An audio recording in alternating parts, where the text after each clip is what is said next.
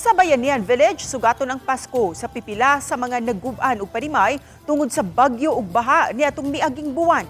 Atong sayran sa report ni Nico Sereno. Nakabalhin na sugod kagahapon ang 16 ka pamilyahan sa Bayanihan Village sa Barangay Gizo, Mandaue City. Mga residente sila sa Barangay Alang-Alang ug Umapad ang unang gipaistar sa mga Modular Shelter Units o MSU nga gipabarog sa Department of Human Settlements and Urban Development. Doon na supply sa tubig ug kuryente ang maong lugar. Hinuon wala pa nahuman ang ilang cooking area, maong temporaryo lang una silang nagluto-luto ilawom sa mga tolda. Nagpasalamat ang mga mulupyo nga napahimutang na sila sa lugar. Hapsay ra gid sir. Lipay ra gid mi sir kay nanami gid mi matulugan nga hapsay niya.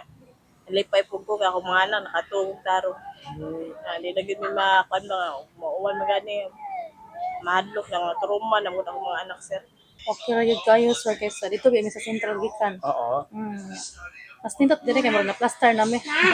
Ang mga bata sa dako kay area pa dagandagan lingaw kay sila. Lingaw kay nila. Ug kay bispiras na ug unyang gabi na sugaton ang Pasko, pipila sa mga residente naghinay-hinay na sa bug-andam sa ilang simple nga hikay karong gabi. Importante kuno magkatapok gihapon ang pamilya bisan pa sa trahedya ni Bagyong Tino ug grabing baha.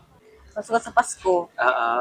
kang tutulog gamay, kanang spaghetti, Oo. salad.